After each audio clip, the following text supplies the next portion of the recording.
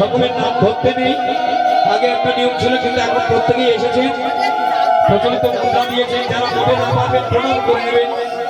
হ্যাঁ, সবাই দিয়েছে। আর ওদিকে নরনারায়ণ সেবার ব্যবস্থা হয়েছে, আপনারা প্রসাদ পাবেন।